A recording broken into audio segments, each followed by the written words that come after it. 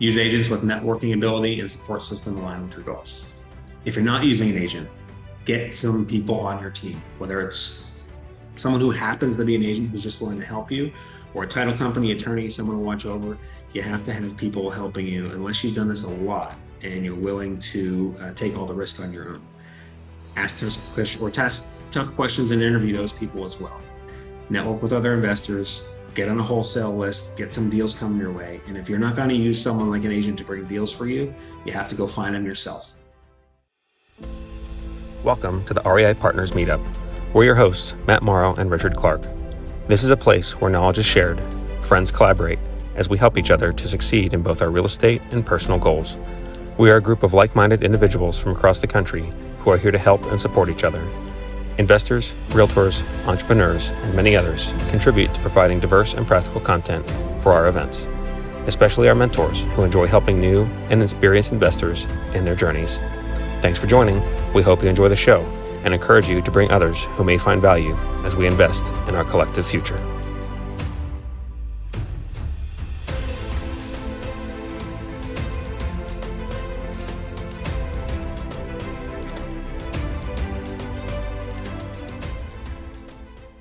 Okay, thanks everyone for joining. This is REI Partners May Meetup.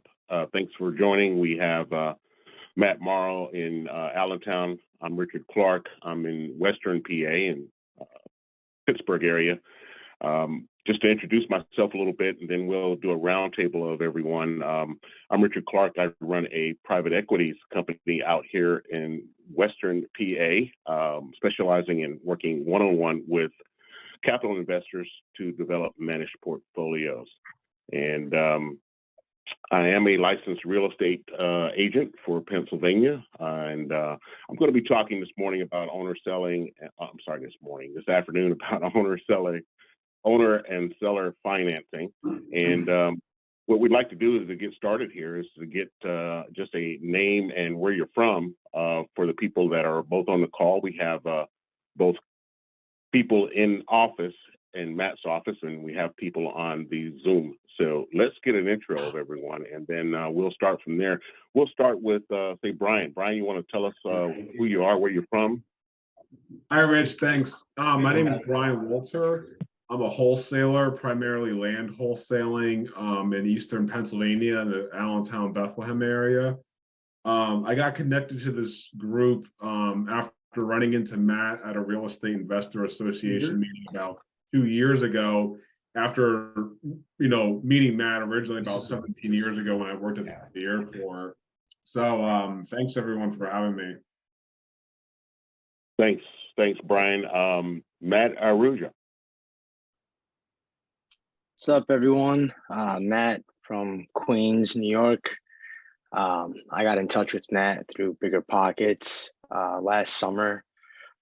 Been trying to acquire my first rental with my mom, and I'm here to continue to expand my knowledge and meet new people. Excellent. Thanks, Matt. How about you, Alex? Hi, I'm Alex. I'm from Northampton County in Pennsylvania. I was looking into flips and wholesales, and I'm recently transitioning into looking at short-term and mid-term rentals, which is what I wanted to do originally. And then I was kind of all over the place. So I'm here to learn. Okay. That's all right. That's what we're all here for. Thanks for joining us, Alex. And Matt, you got a few people in your office there, right? You want to just give us a brief on who's there? I do. Let me mute this really quick. I'm just going to carry the computer around. You just want to pass it. There you go. Pass it around. Yeah, just pass the computer. Can you hear me? Yep. Hi, my name is Ken Morrow. I am actually Matt's dad. I live in Bath, Pennsylvania, and just recently bought a 5-unit building, and one of the units is a restaurant on the ground floor. But I'm just new to this and came here to learn. That's it. Hello, my name's Ryan. I'm a real estate investor in Allentown. I recently got my real estate license. Here to learn, here to make new friends, and just to hear everybody's stories of being successful. Hey, Mariah Butterfield. I live in Hellertown and I'm here to learn as well. I'm brand new to investing, so I'm just trying to make some connections and get some ideas. And hi, I'm Julia Kirkpatrick. I'm from the Pottstown area, Montgomery. I am here just to kind of try to expand kind of the geography I'm familiar with. I have a few investments and I am looking to expand and learn. Everybody knows me. I'm Matt. We'll talk later. Out to you. Great. Thanks, Matt. Okay, everyone, we got two. Hang on. We got a whole other room of people, Richard. We got a whole other room of people. Hey everyone, I'm John Wargo. I work with Matt. I'm a licensed realtor with Realty One Group here in Allentown, investor as well. And let me go around the room here. Hi, Jim Dietrich, Realty One Group Supreme, investor, broker owner of the company. Hi, I'm Ryan. I'm the most handsome person here. You're all welcome. I'm new to real estate investing. I have aspirations to be a realtor and a investor, and I'm just here to learn and meet new friends. Hi, I'm Tom Montour Sutliff. I'm a realtor here at Realty One Supreme, and also work with Matt and John. I'm Wayne Matthews. This is my daughter Logan. I'm a friend of Ryan's. Came here to learn and definitely learn about opportunities. My daughter is 15 and wants to be a real estate agent, so we're hitting the ground running and looking to learn about these bigger, deeper pockets. We're clear. Thank you. All right, Rich. You want me to do a quick one over of what we're doing and then just start in? Yeah, we can do that. Sure. I was going to do it, but you can do it. Right there. Okay. I'll oh no, we lost the signal here. I'm just going to keep presenting. If you guys can hear me and if you can see what I'm doing, we lost our screen, but the people in the room will have to imagine for just a second. We're going to share something really quick. Stand by. Here for one. Will you share some?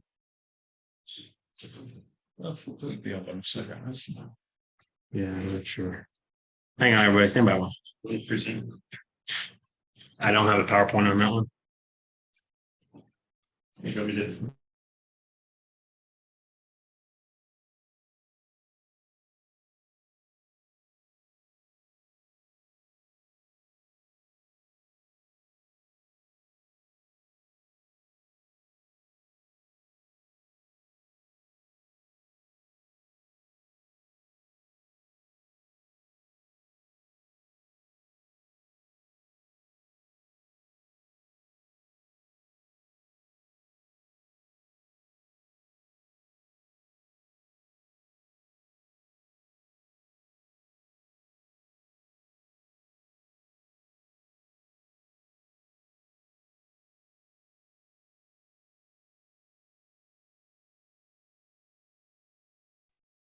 Anybody? This is what we're here about. This is REI Partners. This is a group that started about 3 years ago through COVID. A bunch of investors meeting, talking about real estate. We met virtually for a while. We are in the process of expanding, getting everyone on the same page with a bunch of investment strategies, a bunch of different things from all over the spectrum here. But I just want to introduce you to our website. This is where it is. This is where we meet. We have archives that go all the way back in time from all of our videos. You can see the stuff that we've presented on the past, the people who've met us in the past, all the way back several years. Pretty active group, and we're hoping to expand. So please, if you can, pass our contact information along, talk to people who might have any interest. We're going to start pushing this pretty heavily on bigger pockets, and that seems to work quite well. So I want to show you this. We are active on Facebook, YouTube, everything there. And we have some guys in the room. This camera right here is pointing at Ryan, and he's going to help us really take this thing into the tech world. So right now, this is just our website. I want to show you that. But in the meantime, I'm going to share the PowerPoint. Can you guys see this PowerPoint if it's up on the screen? Yeah, we see Yeah. everything now. Right on.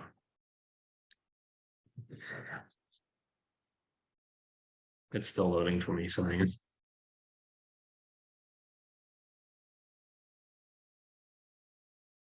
So tonight we're going to talk about using an agent, not using an agent, seller financing, and then some networking open forum. Lots of interesting, unique subjects, especially for a real estate agent sitting here talking to you guys, when there would be times to not use us. However, there's many times that using an agent is appropriate. So we wanted to share the ups, downs, sideways, whatever you could think, and then open it up for some discussion at the end. So again, this is not us talking as agents. This is us talking as investors who happen to be duly licensed as agents. We all want to be good people first, then good investors, and help our clients as best as we can. So everything you learn here tonight, obviously, is under this disclaimer. You got these ridiculous people on here. I hope Richard can see this. I can't hear if he's saying, but I don't really care if he can.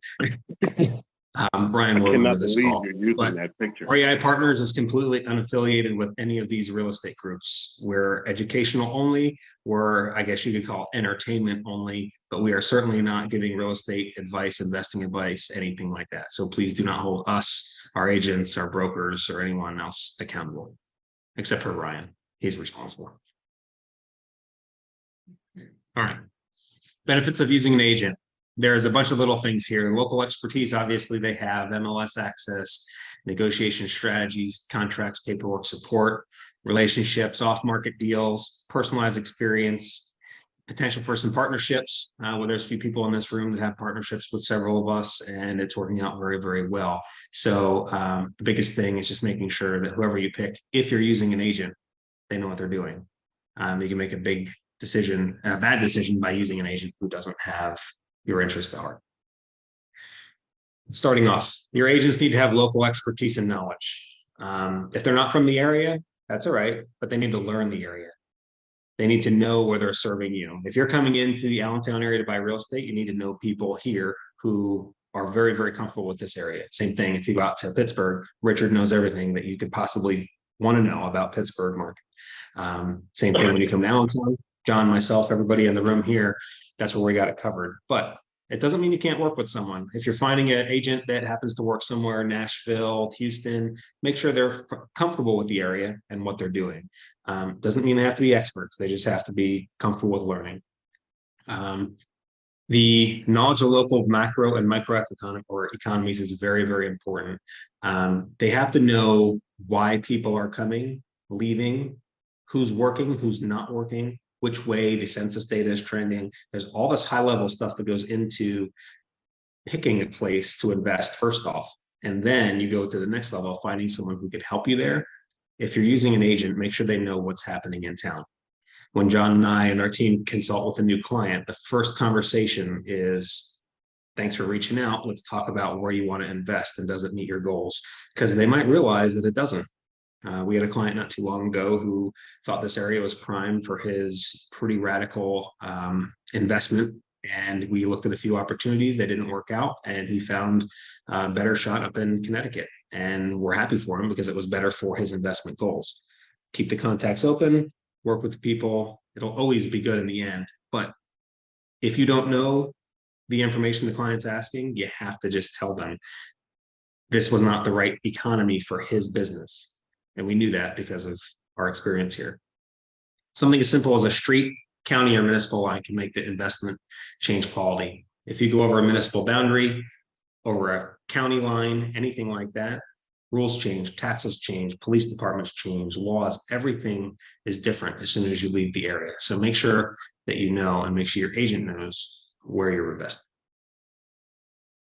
One of the other benefits is they have access to the MLS. This may seem like kind of a small thing because everybody could have access to the MLS if they really wanted to. But if you're going to be an investor and you're going to be using an agent, they have access to data that other people don't.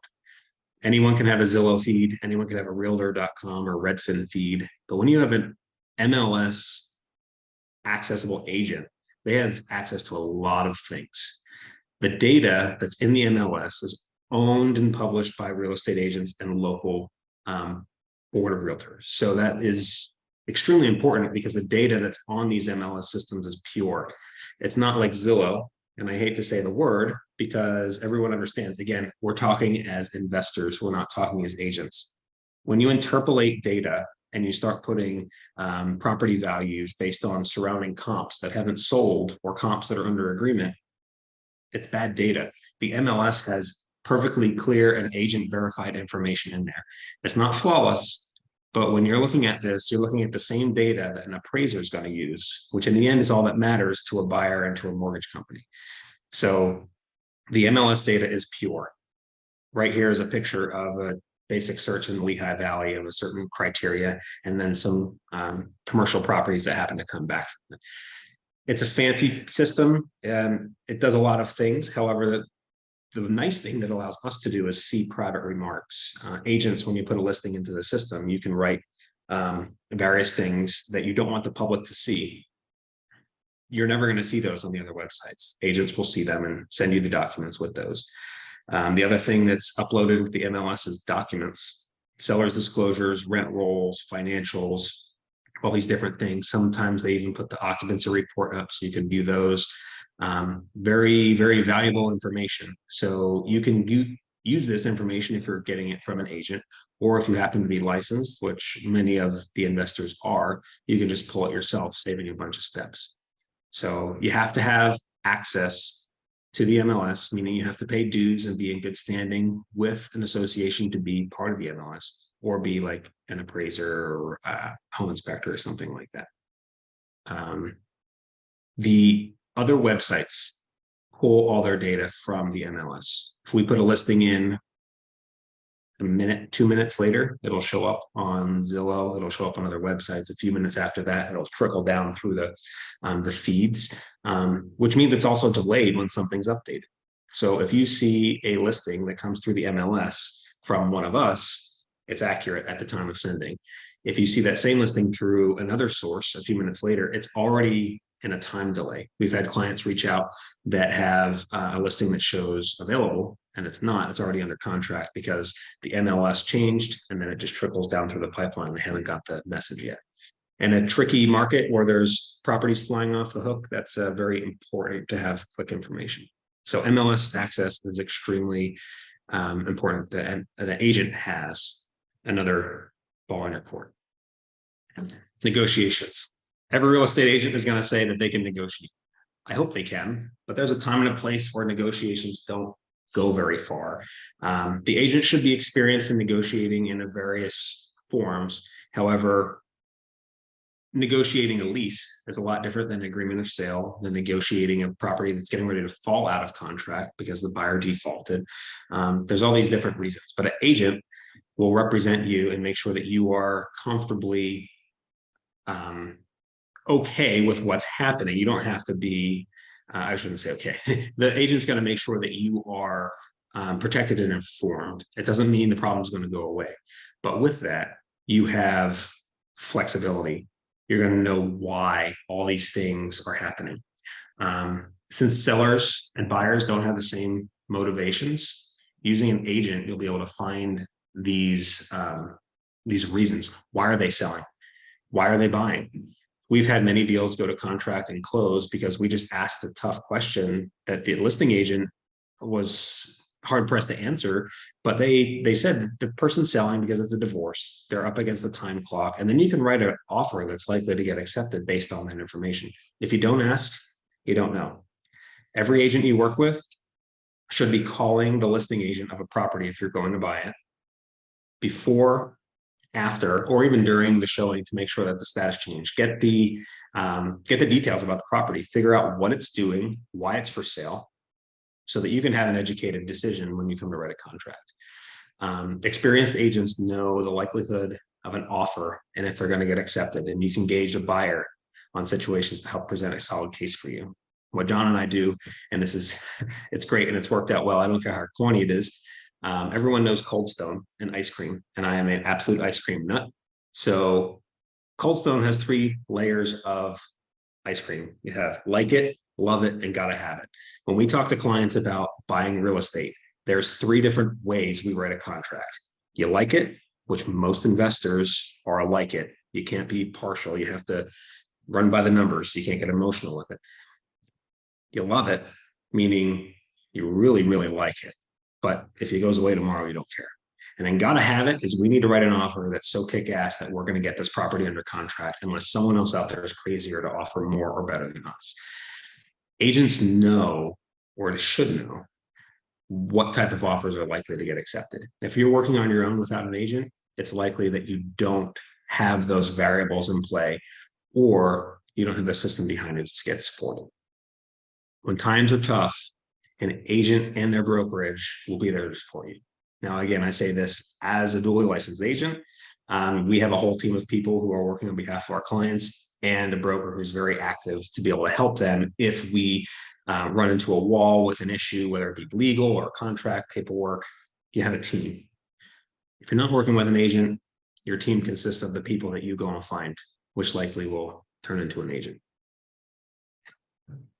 Working with an agent also have benefits of contracts and paperwork. They're trained in real estate paperwork, contracts, all these different things.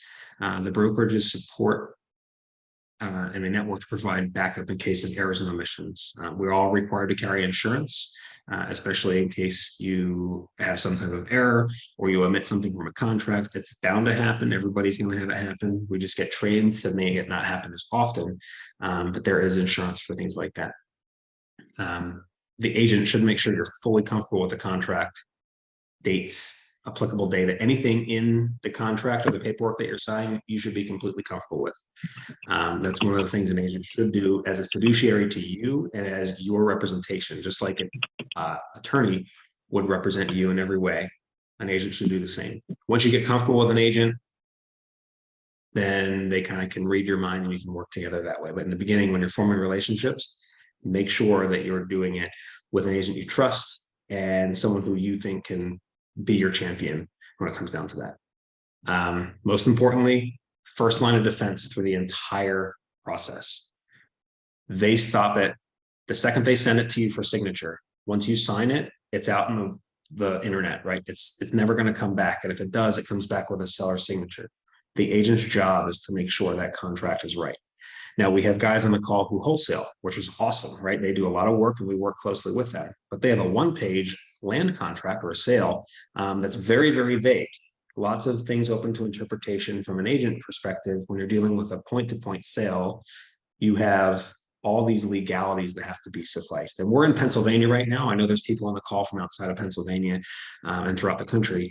So just reference your own state for all of this information in your own area, because it could very much change from state to state and boundary to boundary. And agents have relationships and contacts in the industry. Everybody has a friend, just like the Pawn Star guy who has a buddy who does everything. We all have contacts who are tried and true, who never let us down. There's always someone new who's trying to come in. But when push comes to shove, I know that if I refer someone here, they're not going to get let down. That person might not be able to handle all these types of clients. However, there's someone else that will. Investor agents find other investor-minded contacts to work with. That's huge. If you're here as an investor, you want to make sure you have agents and other contacts who are working on your behalf as an investor, not as a residential buyer, not as some commercial broker. You want to make sure you have the right job or the right contact for the job.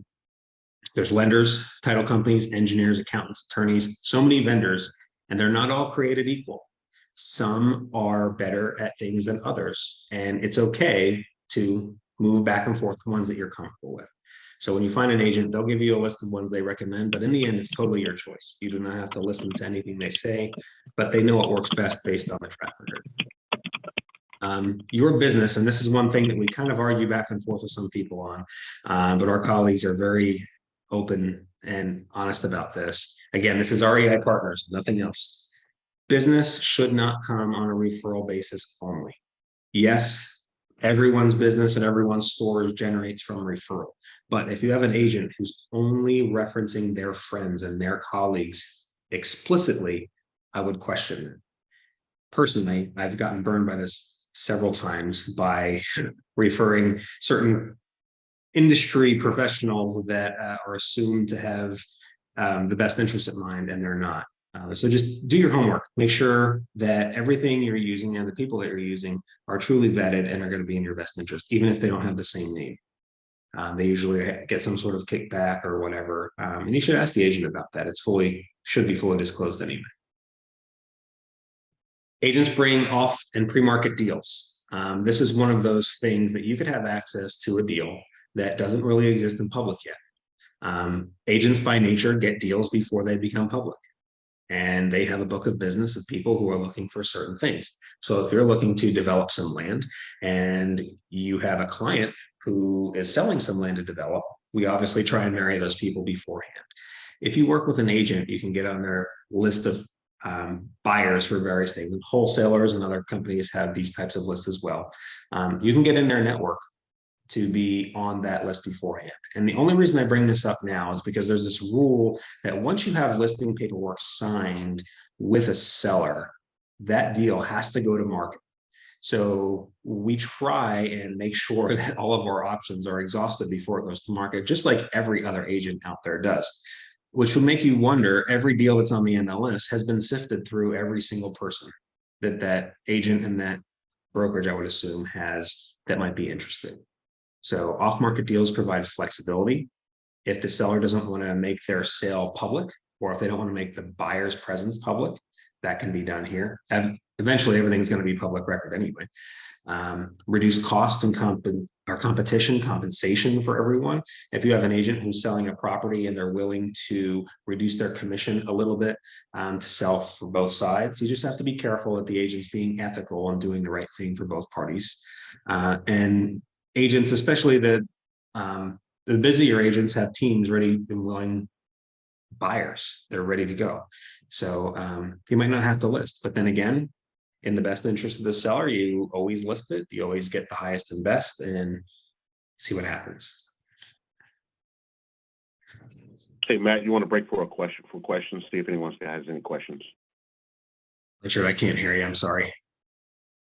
I'm sorry. I just want to make sure that if anyone has any questions on the Zoom call, anyone have any questions so far? No, everybody's good. Okay, sorry. Just want to make sure. You're going a little fast, so. Can I start again? Okay? Sorry. No. It's okay. Go ahead. I was just wanting to make sure that you break for some questions periodically. Okay. Almost done. Just two more. Personalized and experience and mentorship. If you're working with an agent, they should be willing to work with you. They shouldn't just help you buy a place and then move on. This is what builds long-lasting relationships, which is the real value in real estate. It's not just the transaction. And this is something that all of us on the call can truly understand. Richard, we talk about this all the time. John, Jim, everybody here, this is a relationship business, and we build our business on your communication and connection with other people. So the people you're working with, the agents you're working with, need to be there to help you through more than just closing the deal. Because if you become a friend and you become, whether it's a mentor or not, but if you're always there for them, this is going to turn into a lot better thing. So as an investor, getting started, find an agent who's willing to go the extra mile with you because it'll pay off for you. They're part of your business. They're a team player. They're part of your team. You never know when someone's going to want to partner with you. We partner with people all the time, more so than my wife likes. So I'm forbidden from starting any more LLCs this year. In fact, it's in paper. I can't do it anymore. If you have an agent who's also an investor, if the deal makes sense, it makes sense. They might forego their commission on a deal to get an equity stake in it and help you out. And there's many people in that room out there that I've personally offered, and John's personally offered, to be a part of their deals in exchange for certain things to help them out. It makes sense. Sometimes partnering doesn't make sense. So if you're working with an agent who has experience or a brokerage that has experience, it doesn't stop just at transaction of purchase. You have private lending, traditional lending, deal preference, additional contacts, and so much more with that agent and their teams. And here's a statistic from an AR: 86% of home buyers and investors use agents last year. So you have 14% of everyone out there who did this on their own. And for whatever reason, the rest of them chose the agents. An agent's going to get you on the market, full market exposure to most people. They're going to bring the 86% sellers and buyers to either your listing or your buyers to their listing. You kind of miss out on a lot of this if you don't use an agent from our perspective as investors as well. Here's drawbacks. Agents are limited in scope. And we kind of walk a fine line. I'll be the first one to say this, that there are things that real estate agents should not do. And there's things that investors should not do. And there's a clear line. We're bound by National Association of Realtors and Code of Ethics rules. We cost money. Agents with no or limited investment experience can cause you damage both to your checkbook and to your long-term goals. If they're super busy, they might not have time for you. And personal deals don't always go as planned. Personal deals get personal. So if you use an agent, or if you choose not to use an agent, you should use caution on the following things. Limited in scope, again, bound by local guidelines. We have to act within the Code of Ethics, and they might not specialize in your area. There's agents who only specialize in commercial leasing. There's agents who only specialize in residential purchases. So find an agent that connects with you. If you're not using an agent, though, you probably would want to find one in your area if you need help. Wholesalers, other industry salespeople sometimes see agents as threats because they similarly occupy the same space. Wholesalers find buyers, they marry them with sellers, and they avoid the whole real estate agent thing. I know I'd like to have Brian on one day to talk about wholesaling here, but if you choose to not use an agent, just realize that there could be some back and forth, especially with people. If you have friends or family that assume you're going to use them because you're licensed, first mistake. You don't want to make too many things public. Agents always have to disclose their license as well. So if you happen to be licensed, or the person you're working with happen to be licensed, they should know that on paper. Agents cost money. If you're a buyer, you're typically free. The agent's typically free to you in this part of the country, again, Pennsylvania. Agent commission could be anywhere between 3% and 6%, depending on the deal and the position. In our area, sellers typically pay for both the buyer and the seller side. So if you're a real estate investor trying to find property, the agents are typically free to you. There are some exceptions to that, but a quality agent should easily pay for themselves through service. If you are so tight and you think that selling your home on the market without an agent is going to yield you more money, do it. See how it goes for a little while. Obviously, you're going to need someone to do paperwork. However, just keep in mind, the person who brings a buyer to you might have an agent, and they're going to need to get paid. So you're either going to need to pony up and be okay with it, or the buyers are going to have to pay, which is probably not going to make them happy if they know that sellers pay for agents in our area. Oh, hey, Richard, can you let two people? Sorry, can you hear me, Matt? I can't hear Richard if he's talking. So there's two people waiting to get in, if you could admit that. I'm talking.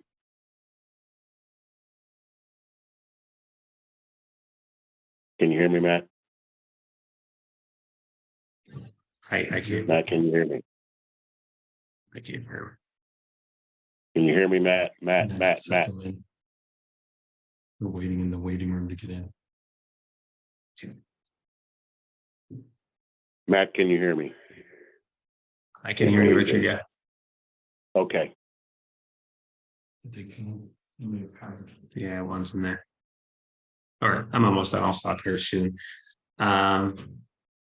Using caution, representing yourself when buying might feel like the best scenario for you, but if the seller won't pay, you just have to understand the risks. You're ultimately going to have your stuff reviewed by a real estate attorney eventually.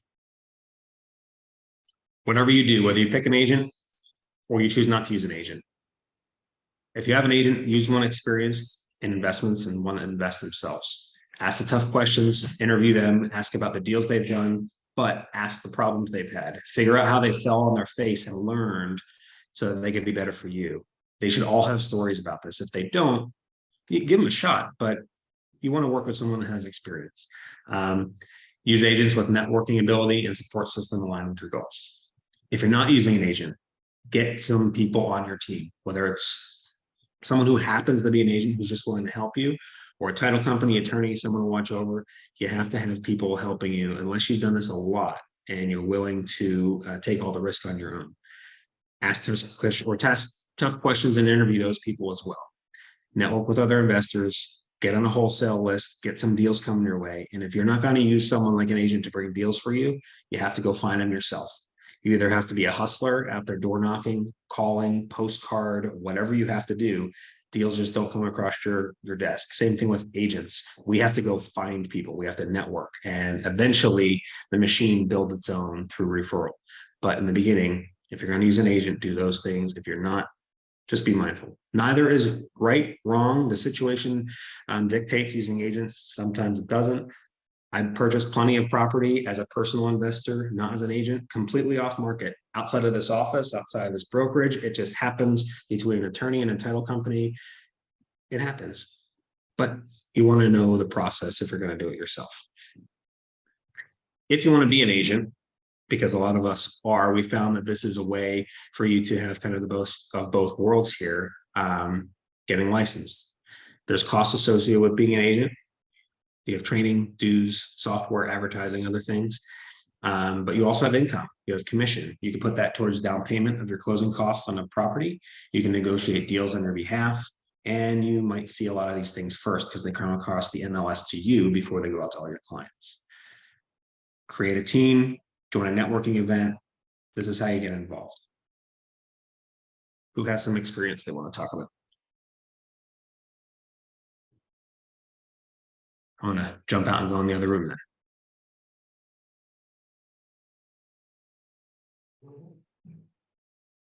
Okay, Matt, can you hear me okay?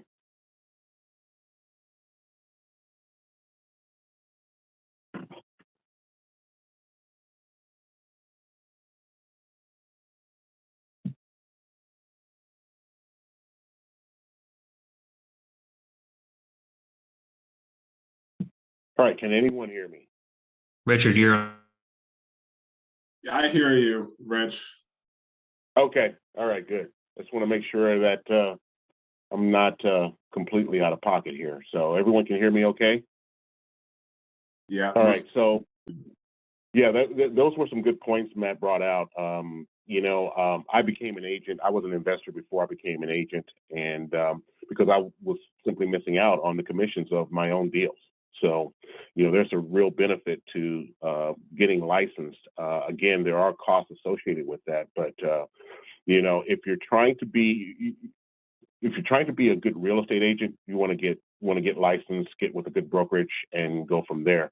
But as an investor, you don't have to be a real estate agent to be an investor. And I would say that one of the points that Matt was talking about with respect to competence, there's a lot of real estate agents out there. There are a dime a dozen, to be perfectly honest. Most real estate agents, I would say, at least in my experience, do not have the savvy knowledge that's needed in order to work with investors. I can tell you, I talked to a number of agents at the beginning of my career, and when I asked them questions about the returns on an investment, cash flow, things of that nature, they heard the terms, but they didn't know what they meant. They didn't know how they applied to the deal. So there's some things you want to interview a agent about if you're going to use them for investment purposes. Otherwise, do your own numbers. Make sure your numbers work before you, and then just use the agent in order to bring you the kind of deals that you're looking for. All right. I think it's my turn now. I'm going to talk briefly about owner or seller financing. It's just a primer, so this is not anything in great detail, but I want you to see what's involved behind owner financing and kind of understand the whole scope of owner financing as it would mean to a potential owner or seller of a property. Okay, can everyone see that slide? Yeah? No. No. No. That's Richard. If you can, Go ahead. Put the arrow next to it and then offer them permission. You see it now. There you go. Now they can get permission as well. No. try it now, Rich. No.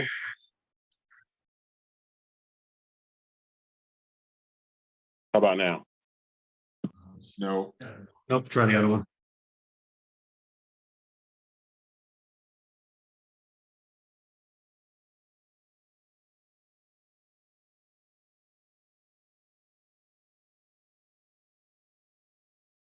It's starting. How about now? Yeah.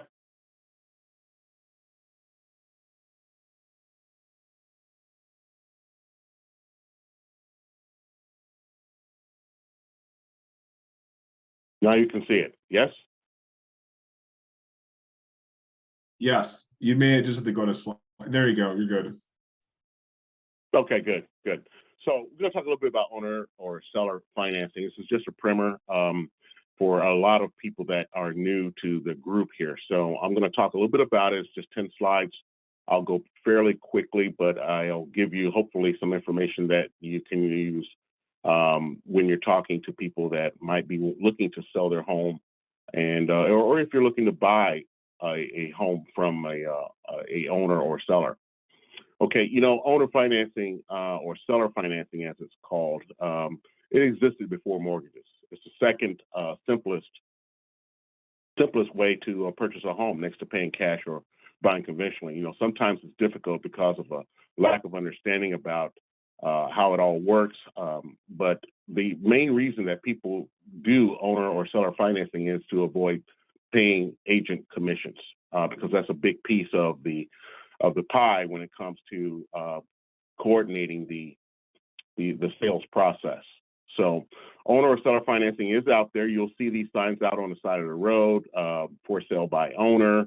You'll see that the advertisements in various trade publications locally to where the property may be.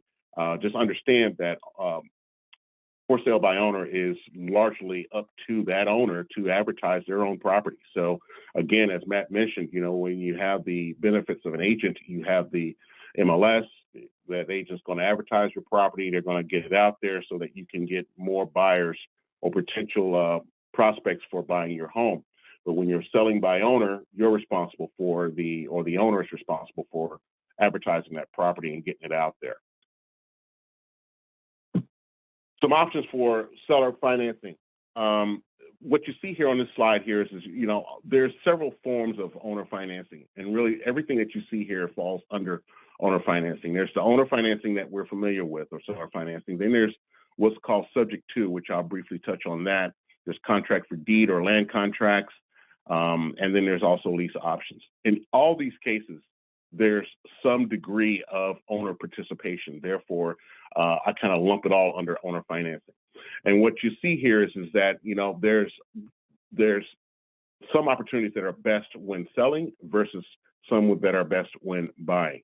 So when you're buying a property, owner finance is great because you can negotiate everything, and that's up to you and the seller to decide what's the best deal.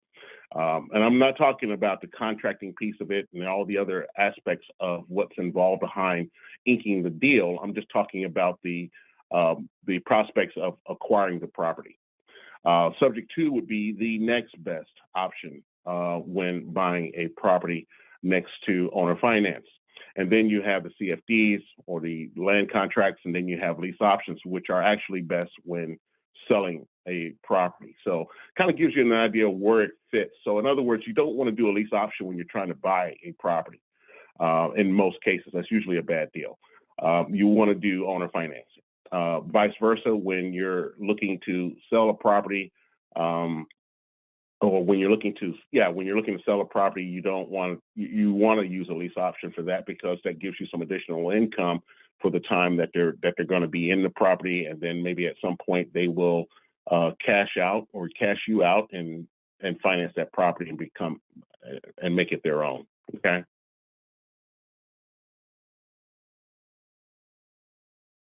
Need to move something here. Here we go. Okay. Owner financing, best for buying. What is owner financing? Owner financing, also known as seller financing or seller carryback, occurs when the property seller acts as the lender and provides financing to the buyer. In this arrangement, the buyer makes the regular payments, including principal and interest, directly to the seller instead of obtaining a traditional mortgage from like a bank or a financial institution. And the seller holds a mortgage or a deed of trust on the property as security for the loan, much like a bank would. The terms of owner financing include interest rates, repayment period, down payment, all the things that you're familiar with. And they're all negotiable between the buyer and the seller. Now, typically for owner financing, the seller owns the property free and clear. You know, if you're going to do an owner financing deal, the term usually needs to be short. You're not going to get a 30-year owner finance deal. I mean, maybe you could, but it's really not likely. The terms usually run from somewhere between 3 to 7 years, I'd say on an average. That's a soft number. Okay, it can be less than that. It could be more than that, but generally the term is going to be between 3 to 7 years, and then you have to get your own financing. The terms need to be attractive for an owner to benefit from that transaction, whether it be in down payment, interest rate, term, all those things need to be negotiated within reason. And as an investor, you want to make sure that those terms are attractive to you as well. So you want to make it attractive to the owner, the person that's selling it to you, but you also want to make it attractive for yourself. Make sure the numbers work. The neat thing about owner financing is that it's a fast and simple closing. You don't have to go through the process of underwriting in the case of like a bank. And then you have title insurance. The title does get vested into the buyer's or the buyer's entity, so that when you buy it, there is a closing that would take place, and the title would be put in the buyer's name or the buyer's entity. I recommend as an investor that you use an entity when you buy properties. That's for a number of reasons, which we won't get into, but I'm sure Matt, and John, and some others can talk to you a little bit about that. But you definitely want to use an entity whenever possible and not your name. And of course, the biggest benefit is the seller's commission. I mean, the commissions on it. You know, no commissions are involved. 6% can be a big number depending on the size of the property or the amount of the financing that's taking place. Now, some owners will have some ideas about what they think the property is worth. You need to know what that property is going to be worth before you start the negotiating process, because it's going to be important for you to make sure that that owner has some realistic expectations. They will take, for example, I've had this happen. They take the commissions that they're saving, and then they try to add that to the price of the house that they want to sell. That doesn't work. Maybe it could, but it doesn't work for me. And you want to make sure that the price that they're selling it for, the interest rate that you're willing to offer them, and the term, all that needs to fit. And it's not unusual to offer a slightly higher interest rate for the shorter term, because you're going to be cashing them out in a few years anyway. So that's all good and well. But it's really nice to be able to negotiate these, because you don't have an institution in the middle of the qualification process. Okay. Any questions so far? All right. So seller financing benefits. Here's some of the benefits of it. Seller financing is great when the seller needs to sell quickly. Hey, Richard. Yeah, go ahead. Could you go back to the previous slide? Sure. Trying to get a little engagement, guys. That's all I'm trying to do here. No, I like It's really quiet in this room. So it says here, seller owns the property free and clear. Can I have seller financing on a property that's not owned free and clear? Well, really, you want to have it on a property that's free and clear, because there is no mortgage, no lender involved in the transaction. Whenever there's a lender involved in a transaction, you typically tend to look at something along the lines of like a subject to. The reason why I say that is because in a lot of cases, the sellers that are looking to sell by owner, they they already have a lot of equity, and equity is key in this transaction because that equity is something that the seller is going to be getting back and getting some interest on over time. But you know, I haven't done a subject to yet, but I have done some owner financing, and owner financing, they've all been free and clear. Now, if they have a lender involved, you can negotiate the deal to where that lender gets paid off in some way, okay? But that's typically going to be like a subject to type deal. And I haven't done one of those yet, but that's does that answer your question? It does. So if I understand you correctly, if somebody has financing already on the property, they're willing to do seller financing, you're gonna have to get a loan from a bank for the portion that they own that they have, right? Because they don't want the debt. Like when you transfer the title, you can't have the debt. So then that means the seller comes in second lien position, and most sellers don't want to be in second lien position. Where the bank's in first lien position. That's why it should be free and clear. That makes sense? That's correct. Yes. Okay, your next one says short term, so I have to pay him back in 3 to 7 years? No, it's not.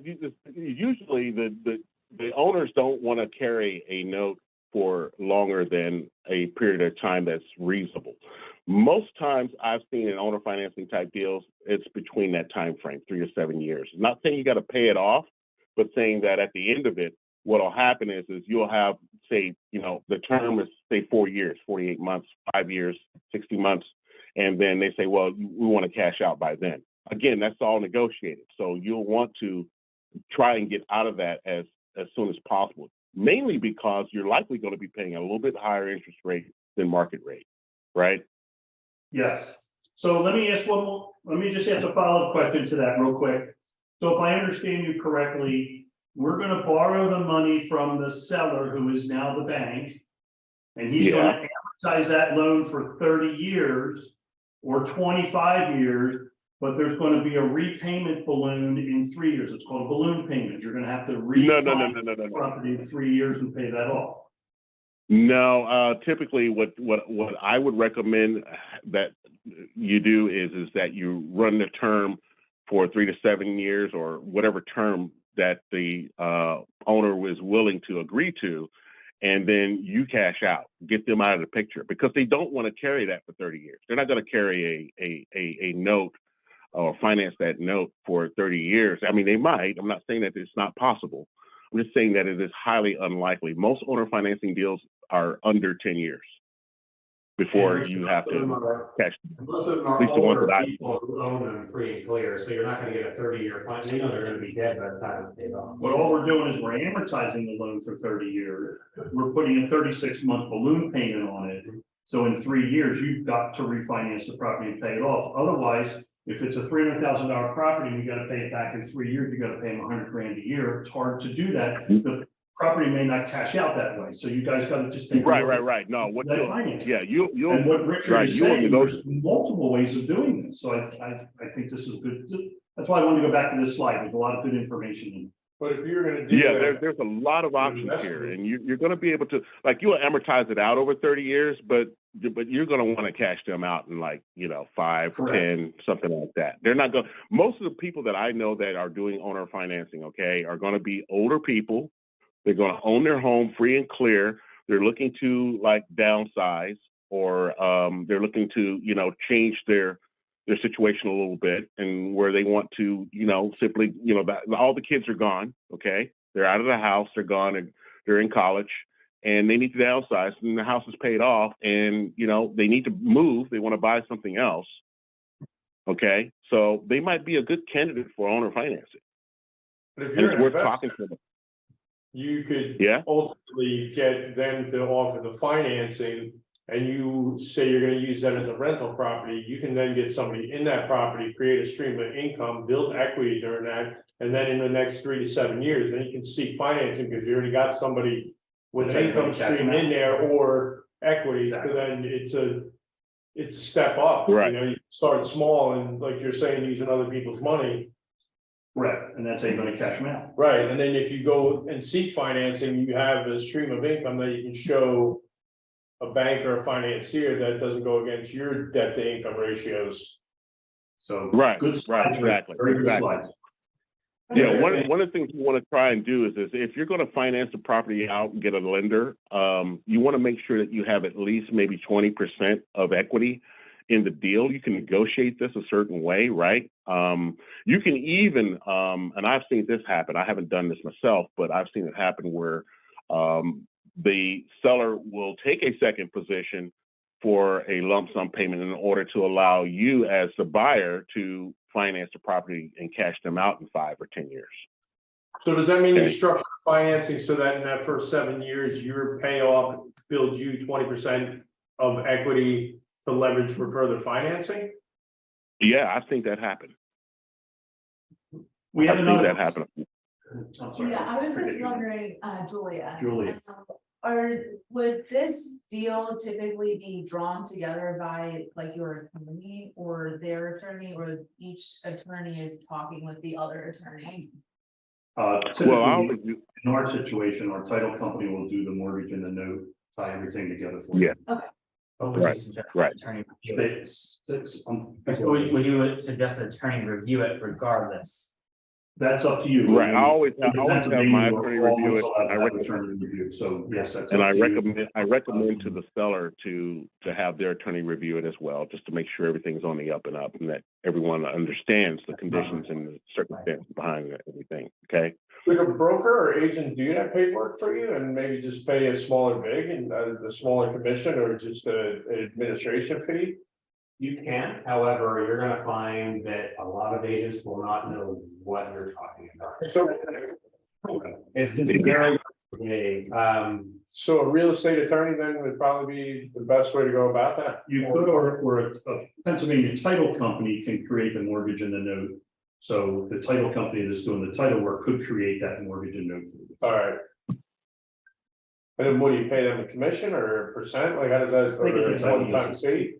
Yeah, they get the title business. And It's probably a small fee to do it. Thank you. You know, let me know when I can continue. Some good conversation. Sorry, Richard. I'm not welcome back. Okay, go ahead, Richard. All right, this is great stuff. Okay, so all terms are negotiable, right? This is the benefits we're talking about: price, down payment, term, interest rate, all that.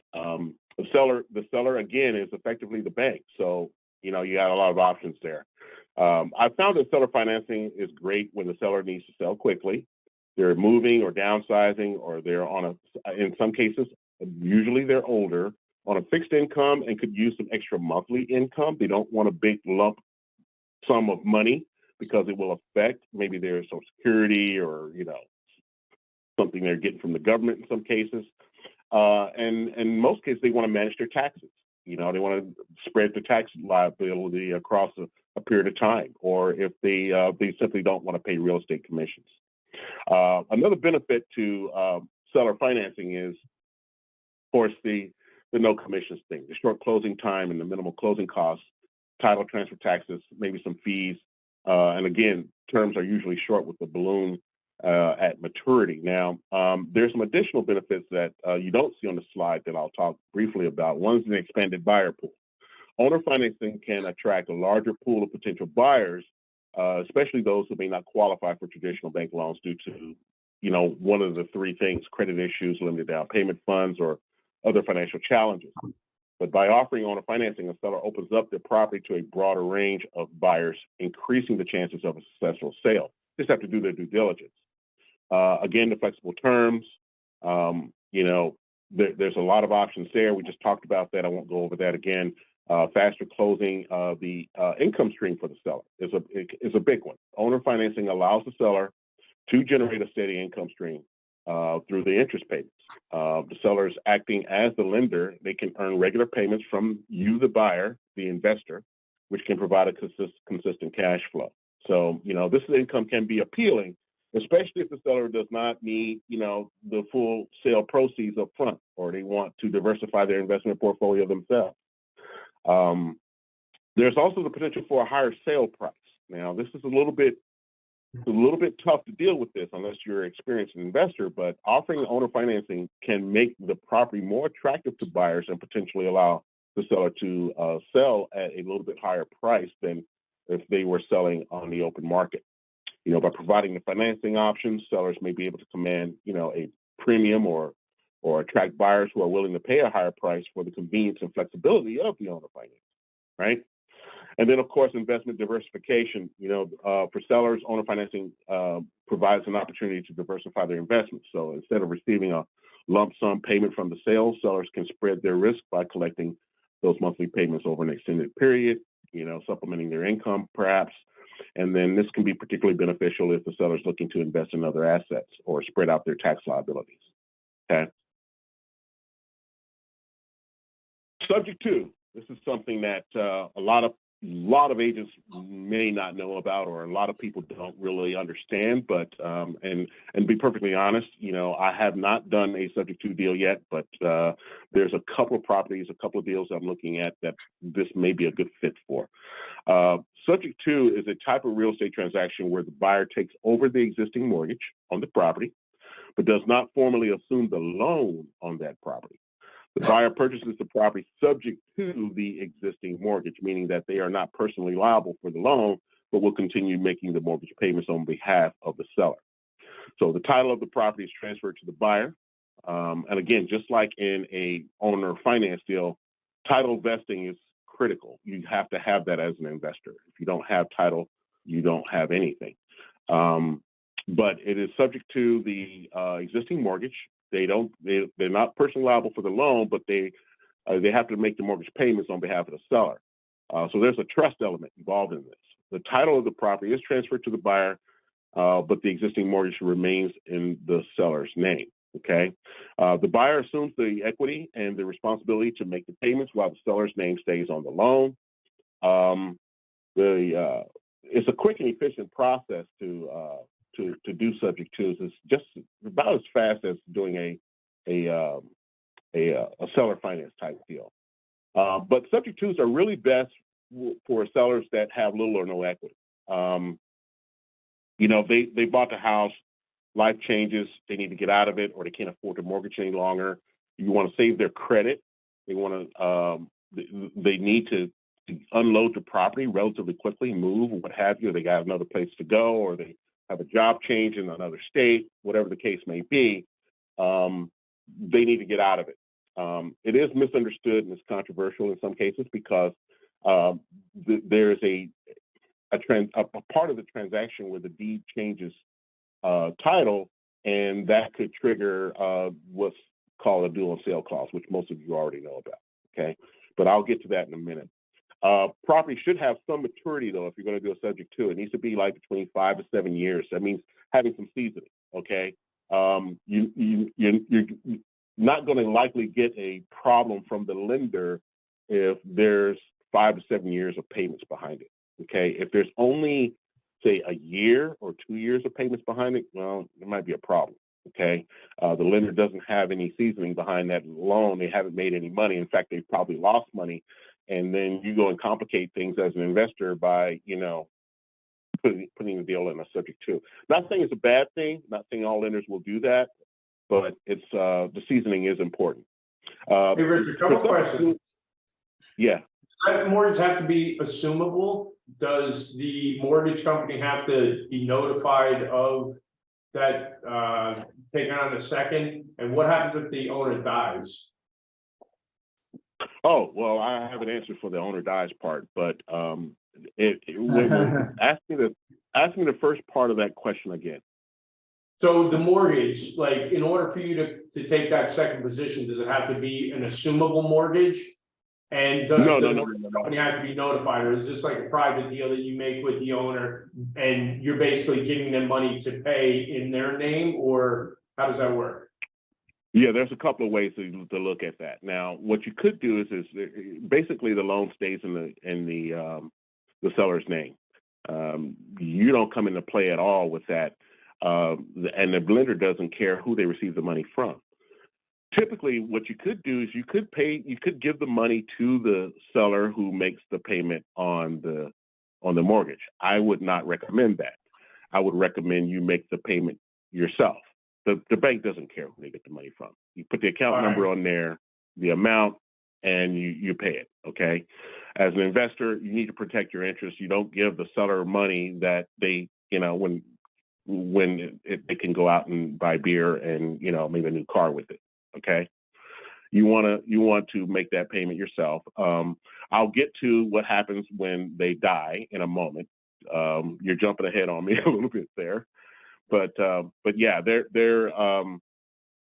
basically, when it's subject to, the loan doesn't change. Nothing changes there. The only thing that changes is with the deed, because you have to get title to the property.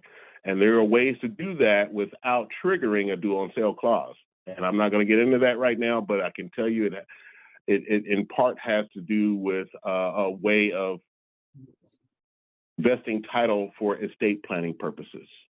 Hey, maybe we could put a pin in it, but I have a real life example in the sense that my mom lives in Florida. She's 82 years old. She lives on Merritt Island. She's got a 30-year mortgage, and I tried to get on the mortgage and it's unassumable, but this is where I'm going. Like, I want to be able to put myself in a position like that, but I'll put a pin in it and circle back to you if it's all right. I'll get you his contact. Okay, well, you know what? Maybe we can maybe we can talk about that at some point, and I can help you out with that. Okay. All right. Much love. Most due on sale clauses, though, are triggered by antagonizing the lender. So things like insurance, and that can be an issue because you can't insure. The property already will have insurance from the primary mortgage holder on the property, that is the seller. But then if you're going to be buying it subject to, you're going to have to get insurance. So there may be some double insurance on this, okay? And that's a possibility. I don't want to get too much in the weeds of that, but we can talk about that at a later time. But one thing you definitely want to avoid is any properties that have a HELOC on them, okay? A home equity line of credit. That definitely cannot exist if you're going to do a subject to type deal. Okay. Now, to answer your question about if a person dies, federal law requires lenders to allow family members or whoever the owner of the estate to assume a mortgage if they inherit a property. Okay. So when an individual dies, an estate is created. The estate includes all assets and liabilities, so that includes any mortgages. Thus, a mortgage survives the death of its holder, which is kind of funny because if you look at the root definition or where the word mortgage comes from, it's a death pledge, right? Did you guys know that? Yeah.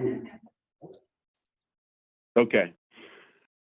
Heirs in this case choose to continue. They can continue to pay the mortgage, or they can sell the property. They can do whatever they want with it. But the lender cannot accelerate or call the loan due just because someone died. Okay, but they can evaluate the ability to repay if they choose to do so. Most lenders, from what I understand, most lenders won't even bother if the person dies and they're getting the payment. They don't care who they get the payment from. Okay. The main difference between owner financing, though, and subject to is the ownership of the loan. That's really the main difference between these two. So owner financing is different than subject to by virtue of there being an underlying mortgage by a lending institution. Okay. In owner financing, the seller extends credit directly to the buyer, whereas in subject to transactions, the buyer takes over the existing loan without formally assuming it.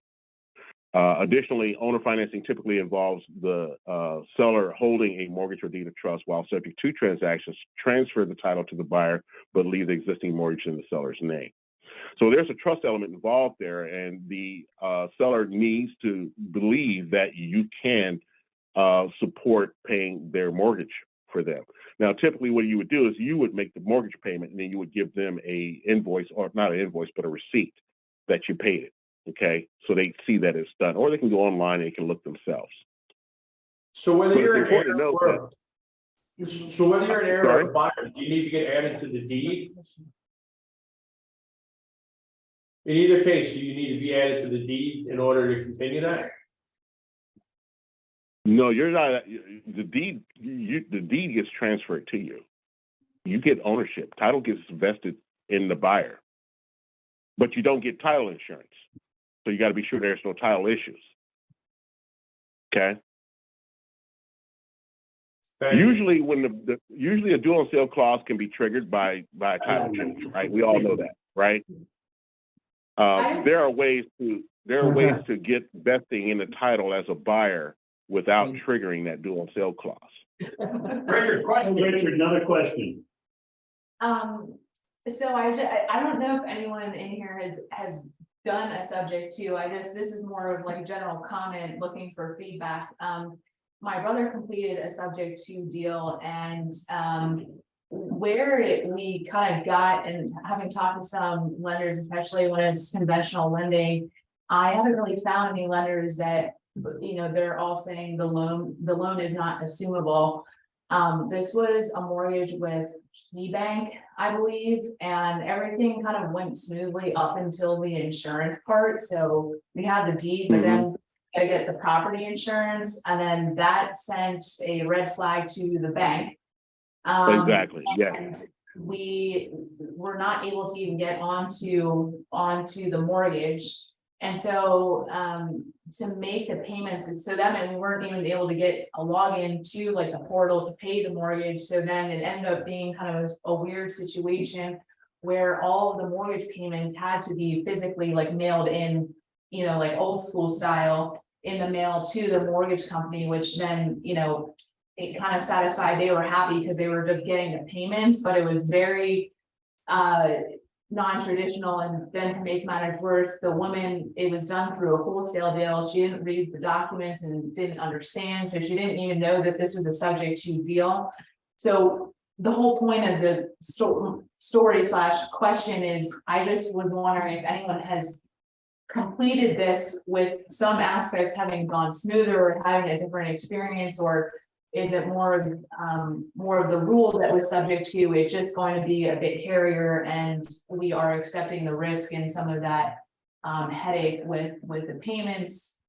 From that experience, I just feel like, I know people talk about the subject to deals, but I feel like there has to be a very high level of trust between, the two parties, because obviously, in my opinion, the seller is really doesn't really have the upper hand much at all, because they are going to be really on the hook if the payment stopped for any reason. And how do you convince them that this random person, we were a random person in that situation, we're going to keep making the monthly payments? So I didn't know if anyone had completed it. I think family's the answer to that, like if you're gonna do it, it's probably easier through a family member and helping a family person out versus a stranger, because if it's your mom or your grandfather or something like that, they trust you, they're probably gonna leave it to you anyway.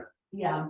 I just, like on Bigger Pockets, I see people talking about it, and I'm like, it was such a headache. I was just I never want to do that again. So I didn't know if there was like a different perspective that I'm missing. Probably Finley. That's not on the subject too. You guys don't. No, there's a few guys that we converse with who have a lot of experience. I know one gentleman, Brian, is not on the call. I asked if he'd be willing to talk. He's committed tonight. We can get you his contact information. Okay. And there is, I know, Richard, you have a contact of a gentleman who does. I have lots of contacts on subject to, and they do it all the time. So the key to doing subject to properly is being frank.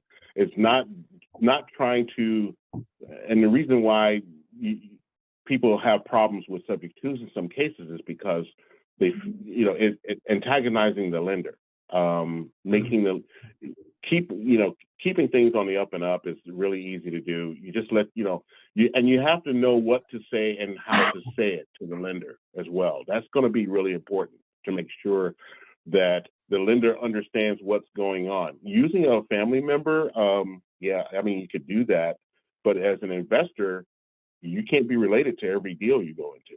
So you're going to want to make sure that you can do these types of deals without having to leverage anyone outside of between you and the seller. Okay. Well, I just got a few more slides. Sorry, yeah. I do think there are third-party companies that would handle your situation where you would pay them online and they would send it to the mortgage company. I don't know the names of those companies, right? I know they exist. Sure. Yeah. And then with the second part, what were you said? What the second part was? Well, if I were doing it all over again, I think that the conversation definitely would be, I don't even know of any. Fannie or Freddie lending where the loan is assumable. So knowing that information there, it's like, I almost feel like it's like, we're not even gonna bother, we're gonna find a different loophole. Avoid the headache and understand how, maybe better communication with the seller. With how the payment is gonna be structured and getting to the mortgage company, and maybe it is the, snail mail way. I'm not, but I might. Maybe I can connect with. Yeah, so the names are William or Angel. Okay. William, he's a podcast on Apple. That's the one Archer would send you his contact. The guy is kind of like dark, but his shows are really good. So if you reach out, he's gonna send you a bill. But listen to his stuff, very detailed on all of these subjects. Okay, appreciate that. William Tingle. Okay. We can, hey, we can talk a little more about this. I'm open to a conversation. Matt, you can give anyone there my number, or email. Email is the best way to reach me, and then we can talk a little more about it, and I can answer some more questions as I can. Okay. But I got just a couple more slides I want to kind of get through. I'm glad that we're generating this much conversation around this. I wasn't expecting this, to be honest. I thought I would breeze through this and it'd be done, but this is good conversation. But I did answer the question about if someone dies, right? Yes, you answered that. Okay, I did answer that. Okay. Again, it's subject to benefits, quick and efficient process. The transactions can be completed relatively quickly. No need for new financing. One of the primary advantages, obviously, is that the buyer can acquire the property without needing to secure new financing. When you think about the things that are needed in order to normally buy a house conventionally, you need a down payment, you need good credit, you need, tenure on the job or some type of a reliable source of income to show the lender that you can pay for that property. In this case, and with subject to, you don't really need that because the loan's already there. Flexible terms, subject to transactions often provide more flexibility in terms of the purchase price, down payment, return payment terms, long as just understanding that there's an underlying mortgage to be considered as well and respected. Preservation of the existing financing, avoidance of high closing costs, all those things are important and benefits to subject to. The lease option, now we're starting to get into the types of deals where it's really best for selling, not for buying. And lease option is one of those. Lease options, in the case of my investors, and what I would do is I would have, investors come to me, they, have some money they want to invest. And I take on full responsibility of finding those investment properties, getting them into those properties, and then getting tenants into those properties. Do a lease option for a 10-year term. In my case, I don't do 5, I do 10. Sometimes I might do a 5 if necessary, but mostly it's 10 years with an annual renewal and increases each year. And the tenant is responsible for everything in terms of maintenance. The only thing they're not responsible for is insurance and taxes. But they're responsible for it. They can do whatever they want to that property. I want them to have the feeling of it being their house. They own it. And my investor gets the benefit of the income from that property, preferably with a duration. I also charge an option with this. So I do a lease with an option. The option, of course, has to be a separate piece to the lease. So you can't put those together. Otherwise, you got Dodd-Frank issues you're dealing with. But the lease is renewed every year. The option is paid up front, and the option is usually 2 to 3 times whatever the rental payment is or whether the lease payment is going to be, and that's non-refundable. So, that gets the tenant some skin in the game. They feel like they basically put down some money on buying their house, but all they did was they just bought into the option. And then the price is pre-negotiated as to what they would pay after that 10-year period. So it's a nice deal for people that have two of the three things or one of the three things necessary to get conventional financing, and they have 10 years in which to, consummate the deal and get the property into their name. Okay. So this is like a lease That's deal? kind of my model. Huh? So this is basically Sorry? lease deal? Yeah, so yes, lease. Well, I don't like saying lease to own because that goes back to a time where you could actually put a. It is a lease to own in terms of practically speaking what it is, but I don't like calling it that. I just say a lease with an option to buy. Yeah. That's a little more accurate to today. And the lease is a lease just like any other lease. They just have an option agreement that they sign separately if they want to buy it. And I look for tenants that are willing to do that want to have a home of their own. So if they walk away prior to say the 10 years, they lose their option? Yeah, of course. I have a party. Right. Yep. And then you make Yeah. same thing again. Right. Exactly. Right. Richard. Yeah, I make out because the same thing with the if they leave and they leave the place, they leave the place a mess or something, and I got to clean, the deposit, all that's gone. Yeah, so no problem. No problem. The seller retains title and the ability to encumber the property in the case of a lease option, which is why you don't want to use it for buying. If anything changes with the seller's status, like for example, this didn't happen to me, but this happened to another private equities guy that I know. His seller got married to someone that had a huge IRS debt. And the tenant couldn't buy the property because the IRS put a lien on it. Okay. So if anything changes with the seller's status, yeah, right. You gotta watch who you marry. So this is the key. So the seller retains title. The ability to encumber the property is there, and you may not know why. You may not know, which is why you don't want to use it as a buying option. So it's not a sound buying strategy. There is no bank involvement with the lease option. You set the option price, which is what I do, separate from the lease deposit. And if the tenant defaults, no big deal, man. A quick question back to the subject to deals is, so that financing, natural buying, does that come from private equity? Like, where does the money to pay for it come from? Wait a minute, for the financing? Yeah, like with the buyer, subject to, like the seller, obviously they own it, they sell it, but where does the buyer get their financing from? Is that coming from conventional mortgage? Like where does that money come from? No. Yeah. All you're doing, you're familiar with like a wrap, right? Maybe unpack that a little. Okay, all right. So here's the deal: when you're doing a subject to, all you're doing is you're getting title to the property in exchange for making the mortgage payments. Follow me? Okay. You can do that as long as you want, as long as you and the seller is some sellers will actually move out and just give you the property, while as long as you make the payments, they don't care, because you're saving their credit. You're saving them from a foreclosure process. So how's that different? And they than might be. I'm a little confused on that. No, like, Huh? or I'm sorry, not. Never mind. I think I got it. Yeah, I know where you were going to go with that. It's different than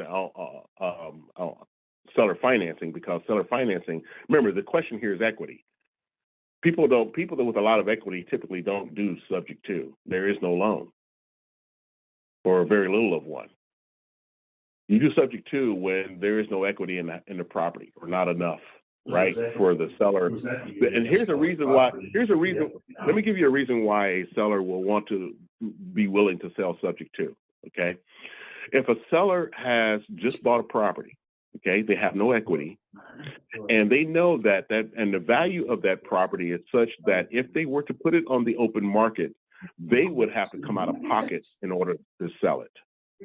Got it. Does that make sense? Yeah, absolutely. Yeah, I'm just trying to run this program that's a candidate for through my subject head for my mom's gig here.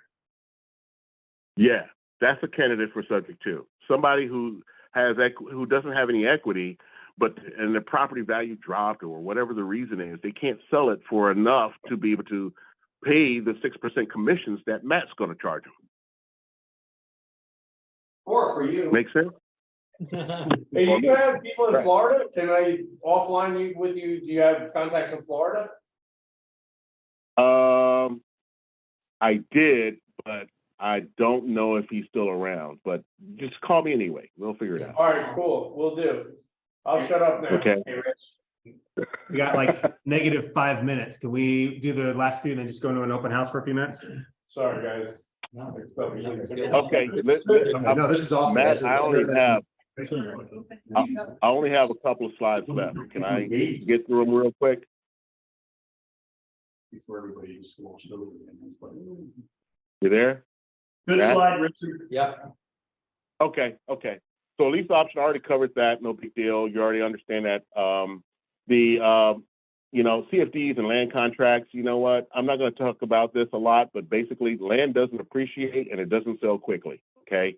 So, there are some capital gains benefits on these, considered an installment sale for tax purposes by the IRS, for example. You can sell at a higher interest rate, and it's not a practical investment strategy. So if someone's trying to sell you land, you need to be a developer because you're going to need to build something on it for it to be worth anything. Okay. Risks, you know what? Dodd-Frank compliance. Look, the penalties for violation of Dodd-Frank are stiff. And I want to get into that, but Dodd-Frank Act was enacted in 2014 to protect borrowers from wrongful lending and servicing practices. And we've experienced some of that, over the years.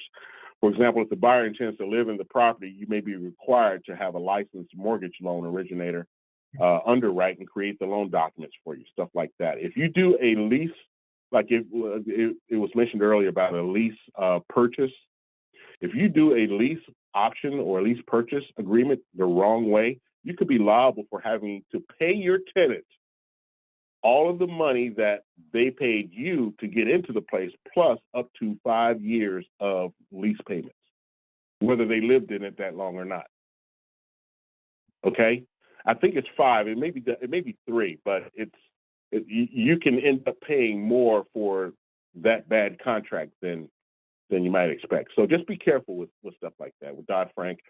Vesting of the title. I put it in red here. Buyer must get vesting in the title in order to financially negotiate the property. If you're an investor, you have to have vesting in the title. Got to be in your name or your entity's name.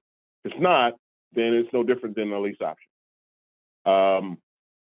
Trust of the buyer, being a real estate agent can make a difference here because real estate agents like myself, Matt, John, others, we are all responsible.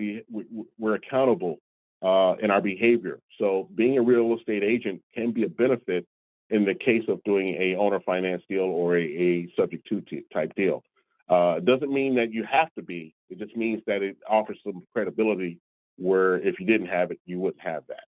Long-term costs, long being the term of the finance period. And then, of course, research, disclose it if you know it, be clear and fully understand the situation. And you should be all right. And approach every deal in the spirit of fairness, convenience, and profitability. I made that up when I put this together. You quoted yourself. That's awesome. That's my deck, guys. Thank you. Thank you. Thank you. Yeah, thanks.